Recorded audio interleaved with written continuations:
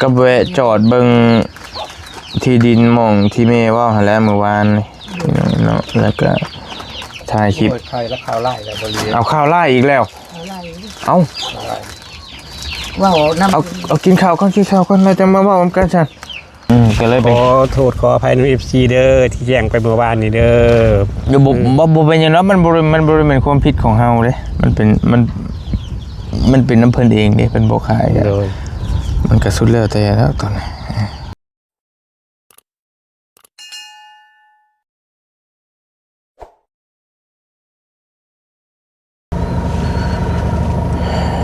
พี่น้องทักทายเนาะพี่น้องเนาะทักทายสบายดีและสวัสดีพี่น้องไอ้ยังบรรยากาศตอนสวยๆนี่เนาะบ่สวยหรอกสายๆว่าซั่นซะบัดสุขุสุคนพี่น้องเอ้ยตอนนี้บอลลี่กำลังสิเดินทางไปหาทาง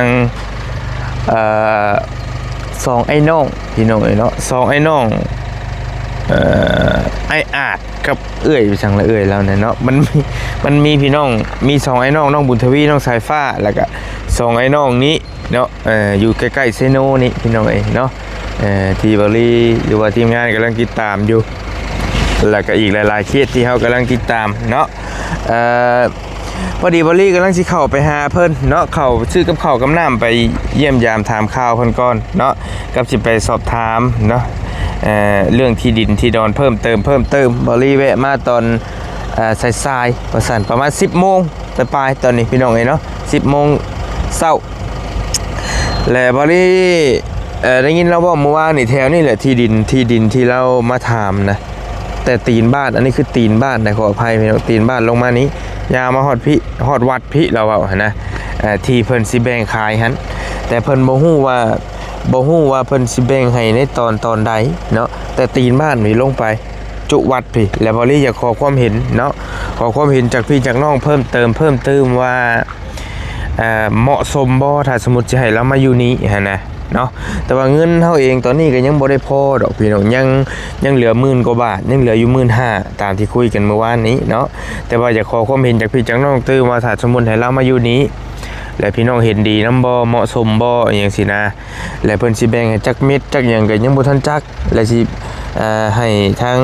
มอบหน้าที่ให้ทางไอ้เตียงเพิ่นเป็นคนมาประสานงานมาถามเบิ่งถ้าบ่ได้อยู่ก็สิได้มาเบิ่งนํกันนี่แหละนะพี่น้องเนาะเหมาะหรือบ่เหมาะก็ให้พี่ให้น้องนะเพิ่มเติมแต่ว่าส่วนตัวบอลี่นะอันนี้คือส่วนตัวบอลี่ก็ถือว่าโอเคน่ะโอเคเพราะว่าถัดไปนี่มันประมาณบ่ฮอดกิโลมั้งประมาณโลนึงลักนึงคันสิได้บ่ได้บ่ฮอดจะฮอดถนนใหญ่นะพี่น้องนี่ก็เป็นทางยาวไปเลยเนาะถัดมาทางนี้ก็เป็นวัดใส่บาตรทำบุญเนาะถวายบิณฑบาตช่วงเช้าก็เหมาะสมดีถามว่าหม่องเราอยู่ปัจจุบันนี้เหมาะสมบ่ลี่มักอยู่พุ่นหลายกว่าเนาะต่อไปนี่มันสิเป็นบ้านนาตึบเบิดเลยนี่แถวนี้เขาเจ้าหลายปีไปเขาเจ้าสิเฮ็ดเฮือนเฮ็ดซ่านต่อไปเบิดเลยหั่นนะอยู่ในแถวนี้หั่นนะพี่น้องเอ้ยเนาะถัดมาพี่กันนี่ดิทางพี่เป็นเดินทางนี้เป็นนาอยู่นี่แหละเราเว้าเมื่อวานนี่นะแล้วจังเฮาจังสิไปถามไทยแล้วตื้มแล้วก็ขอความเห็นจากพี่จากน้องตื้มเพิ่มเติมว่าความเห็นพี่น้องว่าแนวใดแต่ว่าส่วนตัวบอลี่ก็คือว่าโอเคเนาะคักแถวนี้ก็ได้แต่ว่าหาย100%ในรีมงเราอยู่พุ่นแหละบอลี่มักได้มักส่วนตัวมันสงบเสงี่ยมดีดูปุ๊บแล้วถัดไปอีกประมาณลักนึงนะกันสิได้ก็ได้แต่มันเหมาะสมตัวนี้ก็โอเคละมันก็บ่ห่างจากวัดแล้วบางที่บ่ไกลจากหมู่บ้านปานใดพอดีงามอยู่เนาะอยู่นี่ก็ได้พาเดี๋ยวเข้าไปหาแล้วเพิ่มเติมเนาะทางเข้ากันนี่แหละพี่น้องซอกแซกไปไกลเติบอยู่เนาะอยู่ประมาณห่างจากเมืองออกมาประมาณ2 ลักบ่คันสิได้ทางมันซอกแซกแน่จังหน่อย บ่ไกลพบไปพบมาอยู่พี่น้องโดยเป็นดินที่ใกล้ทางแต่ว่าเพิ่นสิแบ่งให้หม่องใดก็ฮู้แต่ว่าอยากให้แบ่งให้เราใกล้ๆทางสิแหละคันใกล้ทางสิถือว่าเหมาะสมแฮงเนาะงามพี่น้องแต่อาจจะใกล้วัดนั่นแหละเวลามีงานก็อาจจะเสียงดังหน่อยนึงถ้าบ่ซีเรียสในจุดนั้นก็บ่มีปัญหาตัวนี้เนาะแต่เราเองเนี่ยก็บ่ได้ว่ายากดอกแค่นั้นเพิ่นซอยเราอยู่ใส่ก็ได้ขอแค่เพิ่นซอยเล็กๆที่ดินหอมๆก็เอานะพอได้อยู่2ไอ้น้องเอาสั่นเนาะพอได้อยู่ไปใครกว่ามาอยู่ที่เพิ่นแล้วมันก็อุกใจอยู่เอาสั่นเนาะพี่น้องนี่ก็เป็นทางเข้าวัดออลี่เคยมาส่งพระอาจารย์เพิ่นอยู่เทื่อนึงวัดนี่ ก็ตอนนั้นน่ะมีญาติพี่น้องบาลีเพิ่นเสียชีวิตแหละบาลีก็เลยอาสามาส่งเพิ่นแต่จำบ่ผิดในวัดนี่แหละตอนนั้นมาไปส่งเพิ่นมาส่งเพิ่นไปญาติพี่น้องบาลีเสียชีวิตวัดไสยจันทร์วัดนะชัยจันทรังสีเนาะแต่เบาหญ้าเพิ่นวัดน้อยว่าซั่นเพิ่นเคยมาทำบุญอยู่นั่นนี่ก็ได้เนาะทางเข้าบ้านแล้วก็สิเรียบวัดมันนี่แหละหรือเพิ่นสิแบ่งให้แถวนี้ก็บ่จักในแถวพิธีหิมวัดนี่ก็โอเคเนาะพี่น้องเนาะใกล้วัดใกล้ว่าดีก็คักอยู่พี่น้อง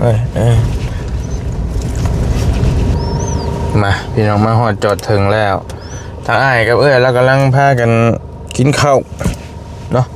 กินข้าวเช้าได้เลยไปเบิ่งก่อนไปเบิ่งน้ำกันพี่น้องเนาะงุบงิบอยู่2คนว่าซั่นไปเบิ่งน้ำกันบ่ได้ซื้อกับข้าวพอดีแล้วซื้อกับข้าวมาฝากแล้วอยู่เบิ่งซื้อข้าวเช้าข้าวกับกะทิปะเตมาฝากแล้วเนาะมาก็เบิ่งก่อนกินข้าวกับหยังอันไหนก็ถึกอยู่ติดโทโอเคพอดีแล้วกำลังกินข้าวบ่นะสวัสดีเจ้าเอาโดยฮักก็ลงมาแต่หลังคาดิ ฮักก็ลงมาแต่หลังคาโอเคมาเบิ่งก่อนสมุนกับชัดลายเนาะตายให้ลงโธ่ลงตีกันลงเลยค่ะอีดูเลยกับยาพากันลงก่อนไปลงไปลงไปก่อนบุตรีอะไรพี่น้องเนาะมันลื่นเลยยาเนาะยามันได้ยังกินเลยนะฮะน่ะครับปลาทูบริซื้อมาฝากวันโอ้ยังอยู่นี่แล้วกินเนี่ยกินยังแนมขึ้น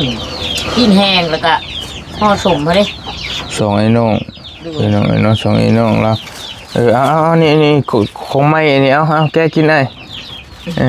น่ากินซื้อมาฝากดูพี่น้องมันก็จีปาเต้น้ำใจละลายกินน้ำกันกินข้าวเอาเส้นกินรสพี่น้องบ่เปลืองอะไรดอกเนาะอะไรกันเนาะก็เข้ากันเลยเนาะคืออะไรแล้วนี่ก็สิกินช่ำได้นี่กินกับผ้ากินข้าวโบราณได้ซ้ำนี่ห่อนมื้อเช้าอีกอันนี้ได้โดนมื้อเช้ายังได้อุ่นอีกพวกสมุนนี่ก็ต้มให้ตั้งหากมาหลายพี่น้องเห็นแต่ตัวนี่โอ้โหพี่น้องเนาะก็ดีอยู่โอ้ยตะกี้อยู่คนเดียวเด้แม่นคนเดียวแล้วก็อยู่กับเขานี่แหละบัดไปก็บัดเผาไก่เผายังนี่แหละโดยขึ้นบัดอุ่นมีเขานะแม่นหั่นแหละเท่าไรปีแล้วมาพอได้มันเห่าเนาะพอได้มันเห่าแล้วก็เวลานอนเขาก็อุ่นใจแน่บ่ได้กินข้าวแล้วบ่ว่าเขาหากินกาแฟมาไอ้กินน้ำบ่เอาเส้นเสพเลยตามสบายพอดีแล้วเบิ่งไอ้เรากินข้าวก่อนยังบ่เคยเห็นจักเทื่อได้พี่น้องเบิ่งก่อนเรากินได้มือเราหั่นน่ะพี่น้องมือเราจับได้ซำใดเบิ่งก่อนกินเบิดหมากเลยบ่หมกพริกอ่ะกัดบ่ได้เนาะมันคือกินเบิดหมากแต่สังเกตเบิ่งมือเราฟังนะพี่น้องได้อยู่ซั่นแหละหากวันเวลานอนมันเงียบสั่นแห้งๆก็เงียบวันเวลานอนคือมันสั่นแห้งได้สั่นแห้งกูมื้อคืนนี้เวลามันนั่งอยู่สังเกตอ่ะเงินคือตีมันลมมันบ่มีตอนหัวแรงเด้มันไปนั่งอยู่คนเดียวมันเลยมันกินข้าวแล้วมันก็ไปนั่งนั้นแม่อยู่พี่ไปเลยมันคือตีว่าคือมันมีลมว่าตอนหัวแรงมันก็สงัดลมคืนนี้มีลมแล้วก็เล็บจังมันคือตีว่าคือตีกอกแกะทางนั้นแปดนี่มันตีกอกแกะนะมันชี้สั้นๆนะโอ้นี่น้ำบุเพื่อนพอได้อยู่เนาะนั่นแหละช่วงมันหัวมือแล้วมันสั่นไปดิแล้วก็เลยถามสั่นแห้งบอกเหมือนชั่วชีต่างๆว่ะเวลานอนแหละสมออยู่เนาะใคร คันมันรับตาแม่นมันสมอยคันได้ยินเสียงมันหายใจแห้งๆแล้วมันรับแล้วมันเงียบบ่สิสั่นคันเวลามันสินอนก็ยาแม่สังเกตเบิ่งน่ะมันสินอนอยู่กับยาคันมันหูมืออะไรแม่นมันคันมันตีงแหละแม่นมันบ่ได้รับแล้วแม่นว่าตีงโลดมันสั่นโลดคันมันรับแล้วบ่แต่ว่ามันรับตาแล้วมันรับนั่นแหละถือว่าบ่ตีงแล้วแม่นมันรับเวลาบ่รู้สึกโตก็คือกายสงบนอนนิ่งเลยนะเบิ่งสูงเวลากายรู้สึกโตซั่นซะก็เวลาประสาททำงานเวลากายทำงานก็ถือว่าตื่นมาอีกบัดนี้เนาะซื้ออยู่ห้านนี่เชโนแล้วกินแก้กินแล้วตอนยังใหม่ๆฮะแล้วแต่แล้วอยากกินตัวใดก็กินแล้วเห็นว่าปลาไว้จนถึงอีกเอาเลยตามสบายด้วยหน่อยกินโอ้ยเขาบอกกระจายได้หลายลูกเลยเอาดื้อตัวอย่างยังมากก็ชื่อจะของมาฝากเขากินของอยากดื้อตัวอย่างมากมาได้กาวมาแบบนั้นเขาบอกกระจายได้หลายก็แวะจอดเบิ่งที่ดินมองที่แม่ว่าแล้วเมื่อวานเนาะแล้วก็ถ่ายคลิปแล้วข้าวไล่แล้วบริเอาข้าวไล่อีกแล้วเอาว้าวน้ำเอากินข้าวก่อนเราจะมาว่ากันฉันอย่าจะกินข้าวบ่แซ่บฮะแซ่บมาเพราะว่ามีข้าวไล่แล้วบัดนี้ไล่ก็คืนนี้บ่แซ่บเป็นเมื่อคืนแซ่บแล้ว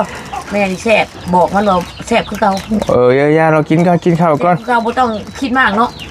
เดี๋ยวจังลงไปนั่งคุยอยู่ข้างหน้าคือเก่านะมีหลายๆอยู่นะมีหลายหม่องอยู่มีข้าวไล่ว่าซั่นมื้อนี่บ่ได้ก็มื้ออื่นต้องได้มันต้องเป็นวันของเฮาแหละมันใกล้สิเป็นเลยเด้ใกล้สิเป็นเลยเด้เพราะว่ามันข้าวไล่ซั่นน่ะกินข้าวให้มันแซ่บก่อนให้มันอิ่มก่อนแซ่บเลยแม่เมื่อยดิกินลูกมาให้กินมันก็แซ่บอีกแต่มีหยังเพิ่นเอิ้นอยู่เชโนอันนี้บ่อันนี้หะมัมหม่ำพี่น้อยซื้ออยู่ห้านเอื้อยนั่นแหละเมน่าสิจักกี่ดอกอยู่หิมทางหั่นห้างจังจักสิเป็นห้านชื่อหยังห้านแล้วนะอีกตรงข้ามก็ขจีปะเตหั่นแหละห้างอีแตงฮู้จักกันอยู่แล้วคุณจองเลยพี่น้อยจะรับบ่จักลอกว่าเฮามานี่ไปชื่อเราเรื่อยอยู่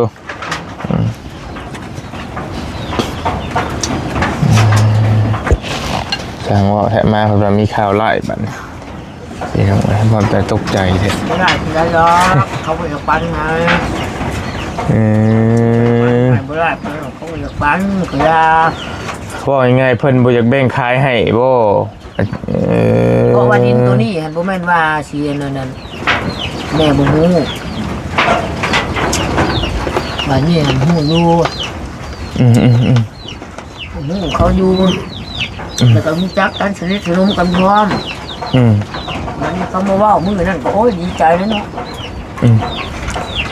ยาเขาก็ว่ายังไงเพิ่นบ่อยากแบ่งขายให้ประมาณนั้นบ่อ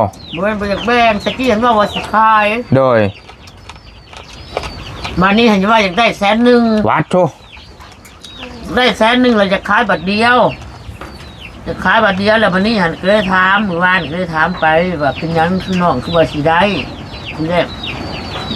รกว่า40,000แบ่งให้ทีแรกว่าสิแบ่งให้เอา50,000จะเป็นยังเอื้อย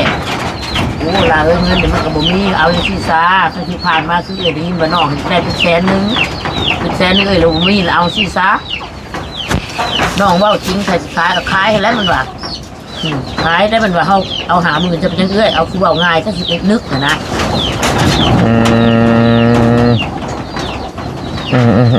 บ้านนี้มุกมันสิขายแท้ได้นี่เนาะว่ะเพราะว่าแต่ก่อนผ่านมาหันดินมองว่ามันจะขายนี่ผู้ที่ปีที่4แล้ว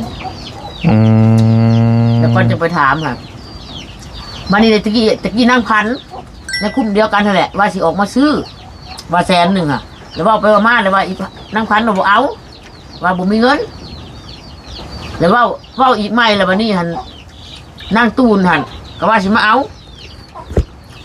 แล้ววันนี้หันจักไปได้แหละก็ว่าเงินบ่ทันลูกบ่ทันได้โอนบ่มีเงินบริมานั่งกิ้วอีกสิมาเอาบัดปั๊บมือบ้านเนี่ยได้ยินอยู่ได้บนบริคุณดินมันใกล้ๆกันเลยดิจักกันอยู่ดิช่วยกันทุกข์กันนิดประกันพ่อบ้านนี้ตกมามือบ้านนี่ มาเอาเบอร์โทรให้ว่าโทรหาเอื้อยในเด้อเป็นยังไงก็ได้เขาถามเอื้อยเขาก่อนอยากบอกก็ดีใจแล้วเนาะว่าน้องสิแบ่งให้ โดย แล้วก็มันว่าเอาหามื้อซะโอ้ยเอื้อยบ่มีคันมื้อหน้ามื้อในสะก่อนหลายลังเถื่อเอื้อยมีตื่มกัน โดย หรือเอื้อยคอยแบ่งไปให้เอื้อยเทื่อเล็กน้อยก็ดีคือกันเอื้อยมันก็ว่าสิแล้วเขาถามเอื้อยเขาก่อนเด้อนะแต่ก็คือสิง่ายแท้เรื่องปันเขาแบ่งกันเบิดแล้วมูลเขาหาแต่แบ่งดินเขาแบ่งกันเบิดแล้วแต่ป้าเสียแต่ลุงเสียพุ่นแม่กินข้าวกันแล้ววันนี้ก็เลยเข้าใจได้ว่าน้องว่าสิแบ่งให้กับพี่แห้งเนาะเว้าง่าย มองได้พอมีนะมองไม้ตาไว้เลย มองไม้ตาตั้งแต่หลายปีพุ่นอีก มองไม้ตา มองมากมันก็เหมาะสมแน่น้อยนึงนะมันก็เหมาะ โดยมันก็ว่าเราสิเจ้าขายจะไม่ได้จักพิษเพี้ยนไปได้บ่จัก หม่องเบาลี่ถ่ายคลิปกินนี่แหละแต่บ่ฮู้ว่าจุดใดพี่น้องเอ้ยก่อนสิฮอดวัดนั่นแม่นบ่แม่ก่อนสิฮอดวัดบ่เฮามาแต่พุ่นน่ะก่อนสิฮอดวัดอยู่กว่ามือแล้ววะ ก่อนสิฮอดวัดนี่มันเป็นดินของเอื้อยมันของมันอยู่ในพุ่น อยู่ถัดไปทางในอีกบ่ ถัดไปทางใน โอ้ เพราะว่ามันเริ่มแต่ดินคุ้มซองออกมาฮอดจนฮอดประตูวัด โอ แล้ววัน เค นี้พูดของเอื้อยมันหันแต่อันพูดของเอื้อยหันอยู่โต๊ะทิศกับประตูวัดนี่ลงมาจากพิมานทิศประตูวัด เจ้าแล้ววันนี้มาดินของอ้ายก็ยับขึ้นไปอีกตรงกลางของตรงนี้ของเอื้อยของน้องผู้ชายฮะนี่คือของเอื้อยของเอื้อยของเอื้อยผู้กลางว่าสักซะบัดนี้เข้าไปเห็นเป็นอันอ้ายผู้กก ถัดไปอีก แม่น ยับไปอีกบัดนี้ ยับไปอีกแหละ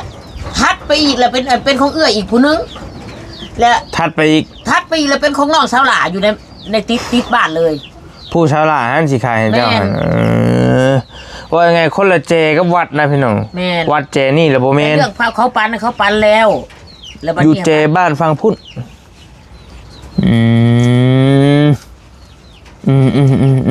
แล้วเรื่องมันไปถามแบบว่าถึงไงคำตอบที่ซื้อบัดนี้ก็ได้ถามไปเมื่อวานนี่ไปแล้วก็ไปถาม ตอนแรกอีกบ่จะไปนะ ถามอีกแล้วก็เลยว่านั่งเป็นอะไรมันขึ้นมาเขาถามเลยเกิดครับ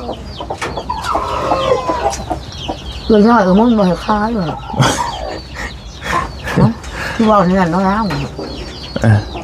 มันขึ้นไปเขาค้าจะสิค้าไปเห็ดอย่างเอาบ่แม่นค้าขอแบ่งน้องที่บอกว่าในนี้ขอแบ่งขอปันเพิ่นอยู่นำกันล่ะจนเลยแน่บ่มี โดย มาในนี้คันว่าน้องจะขายปีเมื่อหน้ามื้อไหนคือได้กินข้าวมีมองแต่หลายปีแล้วเด้แต่ถือหน้าถือในก็บ่แม่นว่าสิบ่นี่ก็ยับไปสมซ้ำน้องอยากได้ผู้แรกก็ค่อยยับไปทีละน้อย โดย บ่ในนี้ก็มันฮะยาแล้วเพิ่นบ่ให้ขายแล้วก็ยาเพิ่นว่าจะสิขายไปเฮ็ดหยังเขาเจ้าก็ยาแล้วจ้ะคือเขาลืมโทรบอกเจ้าเพิ่นว่าเดี๋ยวนี้ บอกให้บ่ยาบ่ต้องไปบังคับเพิ่นหรอก เขาลืมโทรบอกเจ้าก็ยาแล้วเราเป็นยังครับ ถ้าสมมุติได้มาแล้วก็อนาคตเดี๋ยวสิหาในมีแล้วเว้าใส่เฮาอีกนั่นนู่นนี่อีก ก็เลยแบบแม่ก็เลยก็ยาแล้วล่ะ เอามองไม้ซะเอามองไม้มองเพิ่นจะขายซะ ขอบใจหลายๆหล่ะก็ยาแล้วเมื่อก็เด้อกันแล้วมาก็น่าใจเนี่ยเลือดใจเนี่ยเนาะ แต่ว่าดินที่แม่อยู่นี่บ่ได้เคยถามจักเทื่อบ่ก็เคยอยู่น้ำเพิ่นขออยู่น้ำเพิ่นส่งแม่บ่กล้าถามบ่หรือว่าจะได้ ถามเพิ่นแบบว่าที่กับคนนี้คณะเนี่ย แล้วมีบ่มีก็เฮาขอซื้อเด้ขอแบ่งนำเด้ เบิ่งคอนมันก็ยังมีอีก2หม่องแต่นี่ที่ผู้ซอยอยู่ผู้ซอยชอบซอยหานี่ก็ยังคืออยู่เพิ่นเคยมาเว้าน้ำลายเทื่อแล้วมีหม่องน้อยบ่ว่าประมาณ 2-3 หมื่นบ่จังซี่จังว่ามีบ่จักไม่มีผู้นึงเว้านำเด้แล้วก็สิไปซอยให้ผู้นั้นหาให้ซอยบ้านอันนี้เด้นี่เราอยู่บ้านอันนี้ก็สิว่าลังเทื่อเรามีบ่จักแล้วก็สิไปซอยมื้อนี้สิออกไปหาลาวเราหาซอยแน่นะแล้วมันยังมีอีก2คนอยู่2หม่องอยู่แต่ผู้นั้นหาให้ท่านผู้นั้นหาให้บ่ได้เลยเนาะเฮาก็เบิ่งอีกก่อนเทื่อนึงเฮาสิพารีบไล่ก็บ่ได้เนาะนั่นซะลูกโอเคบ่ได้พาวหรอกเพราะเงินเฮาบ่ทันพอเด้ แม่แล้วแม่ก็บ่ได้พาวมันก็อยู่ไปก่อนโดยแล้วบัดนี้ถามเราไอ้นี่ก็ถามเราก็เว้าว่าเจ้าก็อยู่ไปหาแลตะกี้ผู้ดอกถามแต่เฮิงตึบแล้วแต่เกี่ยวเขาจะน้ำผู้แลแล้วว่าจะอยู่ไปโลดเขาบ่ได้ไล่หนี เราว่าอยู่ไปพออยู่แล้วก็อยู่ก็เคยอยู่เด้เราว่าเดี๋ยวนี้โดยแล้วคันว่าคอยก็บ่ได้ไล่เราว่าเขาเจ้าอยากหนี้เองก็สุดแล้วแต่ถ้าเจ้าสิเลือกเอาเราว่านี่คันมีมองอยู่เจ้าอยากไปเนาะแล้วก็ไปบ่ได้ให้เราว่านี่อยู่ในหันก็บ่ได้เป็นหยังเขาบ่ได้ให้พวกก็บ่ได้ให้เขาก็เว้าในนี่นะแล้วเฮาก็หาไปจนกว่ามันได้พูดแล้วเฮ็ดได้จะเป็นเนาะโดยเขาก็อยู่กับตะกี้เขาก็อยู่ผ่านมาแล้วก็อยู่ได้เพิ่นก็บ่ได้เสียวได้ให้ดอกนะแล้วก็เลยว่าชีวิตประจำวันนี่มันอันกว่าที่ชีวิตอันเอาไปบ่มีบ่อยู่หั่นนะชีวิตประจำวันนี่เฮาก็อยู่เพิ่นให้อยู่แล้วก็อยู่ไปก่อนผ่านมาก็อยู่ซำนี้ได้มันบ่ก็ต้องอยู่ไปโดยเฮาก็หามื้อก่อนจักมันก็คือว่ามันมี2เจ้า2หม่องเพื่อผู้เพิ่นสิหาซอยนะแต่มันบ่ได้อีหลีล้อแหละจำเป็นแหละก็จังสิโง่ใส่เพิ่นจังสิคอยเยาะๆเพิ่นหั่นนะคิดว่าได้เอาเดี๋ยวเฮาลงอันแล้วแม่กินข้าวอิ่มแล้วลงมาพี่นี่เด้อจังหน่อยเด้อพี่ให้มานั่งพี่เปลี่ยนมุมหน่อยนึงมาอยู่พี่บัดนี้พี่น้องเอ้ยพุ่นมันอยากแดดลองนั่งมันก่อนโอเคปุ๊บสวัสดีเท่านึงไปที่เดียวอีพีทุกการโดยทั้งในระดับประเทศโดยรับฝันดีอยู่บ่ฝันดีอยู่บ่ฝันดีอยู่แต่การรับตื่นๆอะไรมันได้ข่าวไล่คือว่าได้ข่าวไล่โอ้ยชัดเลยเนาะพี่น้องไหมข่าวไล่แต่บางวันที่ได้ข่าวดีตามมาเนาะโดยมันก็คือสิบ่ไล่ตลอดไปเนาะบายดีแล้วพี่น้องเด้อข่าวไล่กลายเป็นดีแล้วแต่เก่าโดยสาธุพี่น้องเอ้ยคือสรุปแล้วเอาย่อๆเนาะเพิ่นบ่ขายสั้นๆเพิ่นบ่แบ่งให้สาเหตุก็คือว่าพี่น้องบ่ลงโตกันแหละเพิ่นพี่น้องบ่พร้อมก็เลยขอโทษขออภัยใน FC เด้อที่แจ้งไปเมื่อวานนี้เด้ออยู่บ่เป็นหยังเนาะมันบ่เป็นความผิดของเฮาเด้มันเป็นน้ำเพิ่นเองเด้เพิ่นบ่ขายเลยมันก็สุดแล้วแต่แล้วตอนนี้ก็ย่าแล้วแต่คือว่าแสนนึงเป็นว่าเมแล้วบ่ได้สักกี่นี่คือว่าเขาจะขายเบิดนะบ่ลีเขาจะขายเบิดตะกี้น่ะสิขอแบ่งต่างหากน้อยนึงและซุ่มผู้ค้านี่ไปขอแบ่งเอา 40,000 ว่าไงสิใช่หรือว่าแบ่งเอาครึ่งนึงว่าสิซะเขาจะขาย100,000รวมทั้งเบิดนะดินน่ะมันกว้างเติบแม่นบ่โดนเป็นทุ่งนามันเป็นไรนาเป็นทุ่งนาเลยโดยเพิ่นจะขาย100,000โดยแล้ววันนี้แหละทางเจ้าเลยไปขอแบ่งเฮกให้ในจักน้อยขอแบ่งเพิ่นขออยู่ขอพักอาศัยนำเพิ่นน่ะบ่อยากแบ่งไม่ยิกไม่ย่อยบาดนี้ว่าซั่นซะซั่นแล้วว่าก็เลยตัดปัญหาว่าพี่น้องบ่พร้อมสิประมาณนั้นแหละมันคือสิบัดว่าง่ายๆถ้าเจ้าไปอยู่แล้วคนอื่นก็สิบ่อยากไปอยู่นำหั่นน่ะตามเฮาเบิ่งมันคล้ายๆว่ามันดินมันจ่อกันเด้ถ้าเพิ่นสิไปซื้อต่อหม่องเจ้าหั่นนะยันว่าเพิ่นทางอื่นก็ยันมันอัตคัดคันว่าคนอื่นสมมุติว่าเจ้าอยู่ได้ดินกว้างเลยนี่ก็อยากให้เป็นของเจ้าอันเดียวเลยสมมุติว่าไผไปอยู่หั่นนะแล้วเพิ่นยันขายที่ดินตอนนั้นบ่เฮาเบิ่งโดยประมาณนั้นสมมุติเฮาไปซื้ออยู่แล้วเฮาแบ่งเอาหน่อยนึงนี่ก็บ่สิบ่อยากไปอยู่มันใกล้กันเนี่ยมันเบียดเบียนกันหั่นน่ะบ่ฮู้แล้วอันนี้บ่ได้คิดเองหรอกส่วนโตพี่น้อยเนาะแต่ว่าสิเป็นจังไดก็ย่ามันแล้วเฮาหาเบิ่งมองใหม่เอาโดยว่าสั้นๆเอาซะพี่น้อยแต่ว่าลีมื้อนี้กับบลีมาทำคลิปถามเพิ่มเติมเนาะมาแต่ผัดว่าให้แล้วได้ข่าวไล่แล้วกำลังแจ้งข่าวดีเมื่อวานนี้แจ็คพี่น้องเพิ่นส่งมาแบบก็เว้าคักเนาะเพิ่นว่าสิแบ่งให้ว่าพอไปถามตอนแรกว่าสิไปเบิ่งว่าแบ่งเท่าไหร่นั่นแหละเว้าง่ายสิซะแล้วก็ไปมันจะแจ้งว่าเพิ่นรู้ล่วงพี่น้องได้หรือบ่แต่เพิ่นเว้าทีแรกครับเดียวเพิ่นหั่นเพิ่นว่าสิแบ่งให้วันนี้เลยรอถามพี่น้องมาเพิ่นไปถามพี่น้องเพิ่นเลยพี่น้องเพิ่นบ่เห็นดีนำก็เลยเพิ่นก็เลยว่าพี่น้องบ่เห็นดีนำเพิ่นบ่แบ่งเพิ่นบ่ขายว่าซั่นเป็นแล้วบ่ขายครับเพิ่นเป็นแล้ว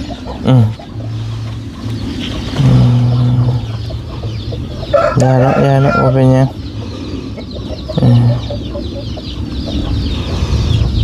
สบายมากพี่น้องดินไหลดอกเบิ่งแถวนี้ แต่ว่าประเด็นว่ามันใกล้ในเมืองเนี่ยพี่น้องอย่าใกล้ตัวเมืองนะเจ้าก็เลยอยากขายแพงไงจักหน่อยแต่ว่าถ้าได้แถวให้หน้าแถวนี้ก็เหมาะอยู่บริเวณแถวแต่มันบ่อำนวยความสะดวกดันไฟดับเรื่องไฟฟ้าอีกเนาะโดยไก่ไฟอีกพี่น้อยกันว่าสิออกมาไกลหลายไงประเด็นตอนนั้นตัวนึงให้เอ้ยเพิ่นไปเบิ่งนำแถวนี้นะเพิ่นมีคนรู้จักอยู่คนนึงอีนี่ให้เขาตามเบิ่งบ้านพุ่นเลยเนาะเลาะบ้านท่านนั้นก็มีบ้านเลยเพิ่นเพิ่นก็แต่ว่าหม่องเบาลี่ไปก็เบาเหย้าไม่ใช่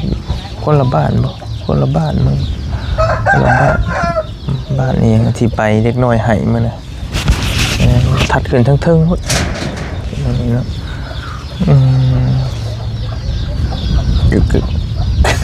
นอนบ่อยากรับบ่กะย่าแล้วบ่เป็นหยังดอกธรรมชาตินะมีแต่เงินน้ำบอลี่ตอนนี้ก็ยังคือเก่าเด้อพี่น้องเด้อยังมีอยู่ 5,000 น้ำบ่เตียงมี 20,000 แต่บ่ฮู้ว่ามีตื้มแล้วบ่น้ำบ่เตียงก็บ่จักเพิ่นอาจสิมาหาอ้ายอยู่ดอกมื้อนี้เบิ่งทรงก็ได้เพราะว่าเมื่อวานนี่เพิ่นเมื่อยแฮงเพิ่นไปพักผ่อนว่าซั่นไปงานดองเนาะเพิ่นเมื่อยแฮงแล้วก็เลยพักผ่อนก็เลยบ่ได้มามื้อนี้อาจจะได้มาอยู่ดอกพี่น้องเนาะพี่น้องกับบ่มีหยังละแม่เรามาเลย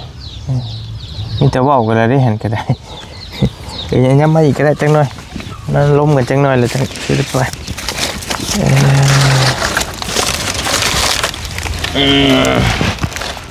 ต้องหาหม่องนั่งพี่น้องมันจังนั่งได้คักๆนี่มีมั้ยมาก็ได้กำลังถ่ายให้คลิปให้พี่น้องเบิ่งที่นี้พี่น้องที่อยู่นี้โอ้ตกใจเลี้ยบ่นะเลี้ยนะบ่ทันได้กินข้าวอ่ะเลี้ยนได้กินข้าวไปดุ้งซะแท้เบิดกำลังถ่ายพี่น้องเบิ่งกินนี้ว่าสบายดีแล้วบ่เป็นหยังว่าสิขอความเห็นจากพี่จากน้องว่าเหมาะสมบ่ถ้าให้อ้ายเราอยู่นี้กับเอื้อยแล้วว่ากำลังถ่ายคลิปมาแต่พุ่นแหละกินนี่พี่น้องเอ้ยมาแต่หิมวัดปุ๊ยาวมาพี่เลยเนาะมาแล้วเพิ่นว่าเพิ่นบ่ขายแล้วว่าซั่นก็ผมบ่เป็นหยังเนาะเพิ่นจะขายใหญ่กว้างแต่บ่แสนนึงนะแม่3ให้หน้ากว่ามันเว้าอ๋อ3ให้หน้ากว่าอยู่แต่ให้ซำใดบาดให้หน้าฮะรุ่นซำนี้แต่ว่าเห็นเบิดเลยนะหน้าเขานั่นเห็นเบิดเลยเคยไปรับจองรับจ้างน้ำเขาลูกกอลูกก้าเบิดแล้วหน้าเป็นจังได๋ให้นึงซำนี้บ่ลิให้นึงนี่ซำนี้แต่ละให้มันต้องซำนี้หรือว่ามันน้อยรุ่นนี้มันก็ยาวไป3ให้หน้าแต่ว่า3ให้หน้าครึ่งมันบอกว่า3ให้ครึ่งพุโดยแล้วบัดนี้หั่นเนาะก็สิเว้าต่อไปอีกเนาะเจ้าตามเว้ามาเมื่อวานนี่เนาะมาดีหลังจากไปถามมันแล้วมันว่ามันบ่ได้เงินบ่ได้เลยก็เลยว่าถามต่ออีกเจ้าเพราะว่าอยากฮู้เรื่องเด้แล้ววันนี้หันอันว่าสิขาย100,000ตะกี้หันซาเอ้ยได้ยินมาโดยนะโดยแต่มันมีจักไผเอ้ยได้ยินแต่ข้าวนอกเจ้าให้พันแล้ววันนี้หันได้ขายแล้วบ่ซุมนั่นหันเพราะว่ามันได้ยินมากับตัวเองก็พังมาอยู่นะเพราะว่ามันสนใจในอยู่ในจุดนั้นนะก็พังมาอยู่เลยน้องว่าสิแบ่งขายน้องได้ขายแล้วบ่ก็ตัวนี้แหละมันว่าตัวอันเฮาว่าจะขายให้เจ้านี่แหละมันว่าเดี๋ยวนี้ตัวว่าเขาจะแบ่งให้เจ้ามันว่าสิแล้วเป็นยังคือว่าบ่ขายบัดนี้ฮะและเอื้อยเขาบ่ให้ขายจังสิขายไปเฮ็ดยังมันเลยตอบแบบนี้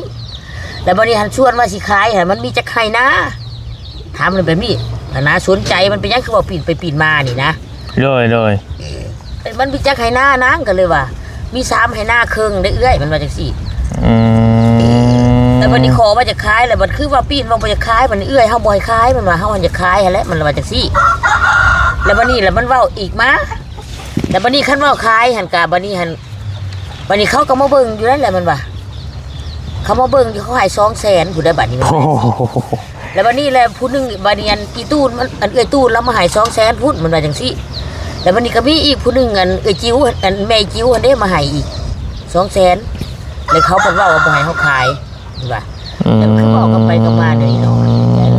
ถ้าซั่นแล้วก็ยาซั่นล่ะว่าซั่นแล้วก็คือเขาสิบ่อยากขายดอก แล้วก็ยาซะไปหาหมอใหม่ ยาแล้วบ่เป็นหยัง บ่เป็นหยัง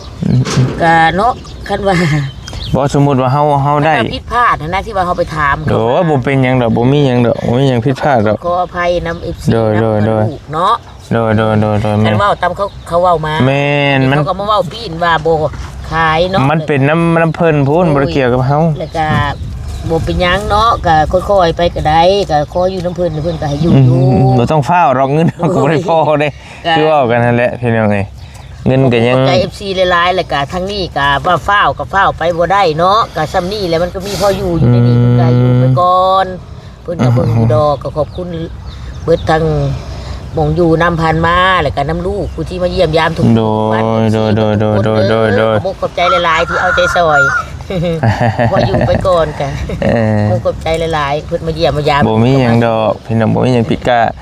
ที่ผ่านมากับมันก็มีหลายอยู่แบบนี้ก็ได้เป็นปีบางทีเห็นเฮาไปซอยแล้วก็กงราคาก็มี โดย ขึ้นหน้าก็มีเห็นนะได้ก็น่าสิพอเห็นอยู่ดอก หักแต่ว่าบ่ได้บอกนะ บ่ได้บอกว่าไผสิซอยแม่นบ่ โดยบ่ได้บอกแม่บ่เคยบอกบ่เคยเว้ามีแต่ว่าขอบ่เคยบอกบ่เคยเว้าแต่ยังอีก2หม่องอยู่ดอกเพิ่นสิซอยหาหั่นนะ ก็หาเบิ่งยังอีก2หม่องเพิ่นสิซอยหาคันว่าคาดว่าเฮาสิได้อยู่นี่บ่เฮาก็จังว่ากันไปอีกทีนึงหั่นนะคาดว่าหาเรือไปสุกวิสัยแล้วกันเฮาบ่ได้เนาะบ่ได้เฮาก็สิไปขอเยาะนำเพิ่นนี่ลองเบิ่งก่อนก็บ่ทันได้ตัดเนาะเทื่อมันบ่มีทางเลือกเทื่อไปเยาะเพิ่นลังเทื่อเพิ่นปั้นเว้าบ่ได้ในนี่ก็ได้เนาะ ว่าเอาจังซี่ซะเกิดเพิ่นแบ่งให้ก็มีอยู่นี่กันเนาะโอ้ยคันว่ามันไปหาทางใดก็บ่ได้เลยเนาะแบ่งออกมาฮอดให้หน้าที่เฮานั่งอยู่นี่ บ่ละแดนเพิ่นอยู่นี่ได้บ่ดีแดนอยู่นี่บ่แดนเพิ่นอยู่นี่ โอ้ ไปฮอดปุ๊บอันตัวนั้น โอ้คนละเจ้าอันนี้ โดย พี่เจ้านึงอีกอันนี้มีเจ้านึงนี่แบ่งฮอดพุ่นย่ำแต่พุ่นไปทางพุ่นแต่พายนี่มาลงไปพี่ไปพุ่นแล้วแม่นเจ้านึงอีกอันนี้ของเพิ่นทะเลาะนี่ไปพุ่นคนละทีเนาะอันตัวนี้ค่ะฝ่ายนี่ไปพี่นะเจ้านึงของแม่คันทลีอันนี้แม่คันทลีที่เซโนตะกี้อันนี้แต่มันเป็นให้หน้าอันนี้ก็ให้หน้าเบิดแม่นเบิดแหละของเพิ่นนี่ไปฮอดปูนแหละปุ๊บแม่นเบิดแต่ว่านี่ก็ข้อเสียมันนึงนี่คือมันไกลจากไฟฟ้าพี่น้องไกลแฮงเนาะสิโตมาก็โอ้บ่ได้ดอกหลายลักได้ก็พยายามพี่พ่อหั่นแหละไปทางพุ่นแหละสิพ่อเพิ่นก็สิพูดอยู่ดอกครับยังก็ขอมุขอบใจหลายพอดีแล้วพอเงินทองเฮาก็ยังบ่ทันได้ครบเด้ก็มาถามเติมพี่น้องเนาะค่อยหาไปแหละหาเน้นมองมันถึกๆว่าซั่นซะซ้ำเฮาพอซอยได้แหละถ้าเป็นหลักแสนหลักนั้นไปก็ยันมันหนักผู้ใหญ่เพิ่นโพดนักผู้ใหญ่แม่นมันก็สิบ่ไหวเพิ่นซอยก็เกรงใจเพิ่นนำเฮาก็ต้องบ่แม่นสิได้ใจเฮาเองแม่นพี่น้อง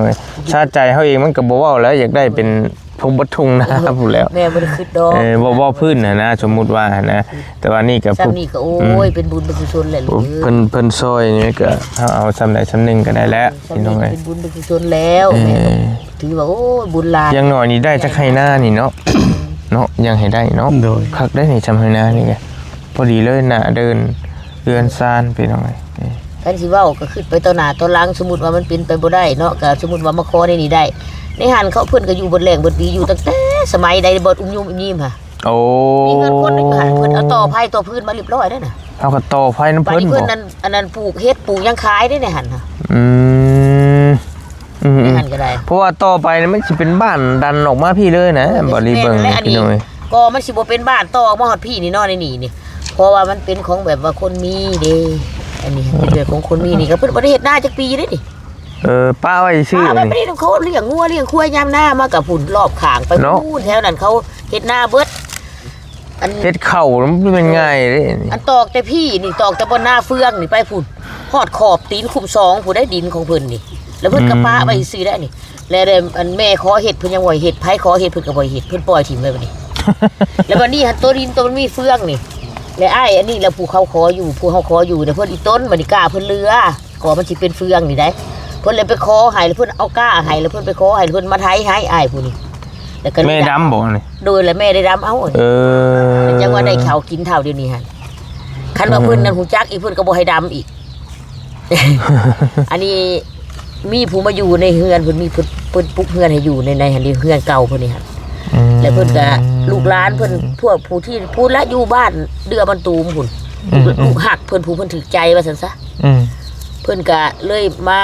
ให้มาเฮ็ดนาอยู่นี้แล้วก็เลยขออ้ายนี่เราก็ลืมกับผู้นี้แล้วก็เลยไปขอใกล้ๆนี่แหละมาดำเอาเสียหาให้คันตั้งเพิ่นฮู้เพิ่นก็บ่ให้ดำอีกเลยเด้อโอเคพี่น้องประมาณนี้แต่ยาและฟังไป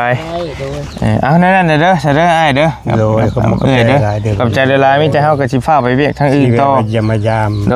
ยก็เวะเข้ามาถามข่าวเติมพี่น้องว่าเป็นจังไดก็ฟังไปนี่แหละใจเย็นๆเพิ่นก็บ่ได้ฟ้าวได้อยู่นี่ก็ได้พอดีเรา3เฮามีเงินมีทองตื่มอีกขอบใจละลายขอบใจละลายขอบใจหลายเด้อ FG ทุกท่านโดยที่ส่งแรงใจมาให้ผู้ขาดด้วยบ่ขาดได้ยากขอบคุณหลายๆโดยสาธุขอให้เจริญร่ำรวยหั่งมีเนาะอย่าเจ็บอย่าจนโดยเข้าไปอ่านอยู่คอมเมนต์ก็ได้เจ้าก็ได้เนาะ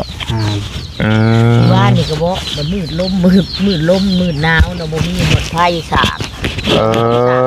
สากให้มื้อวานนี่จังว่ามันบ่มีแสงอาทิตย์เนาะมีแสงอาทิตย์เธอบ่ได้จะสากติบ่ได้ฉากโทรศัพท์แม่นแล้วเนาะโอ้บ่ฉากโทรศัพท์มื้อวานบ่เห็นน้องเขาไปเบิ่งโอ้เขาบ่แบ่งก็บ่มีแล้วก็ผู้นี้เลยเขาไปสากให้มื้อวานแม่น5 โมงพุ่นบ่เอื้อก็จักเฮ็ดจังก็สึก1 นองจักเพราะว่าเรานี่มันบ่มีไฟฟ้าเด้มันข้างมือบ่ได้เบิ่งคลิปเบาลีคลิปสุดท้ายก็เลยเขาไปเบิ่งปัญหาทุ่มมื้อรอเบาลีโหลดลงอยู่อัปโหลดลงอยู่บ่มีแบตเนาะตื่นมาหาทุ่มก็เลยเข้าไปเบิ่งโอเคฉะนั้นรบกวนเวลาซำนี้เด้อเอาอยู่ดีมีแฮงเด้อเด้อไปป้าก่อน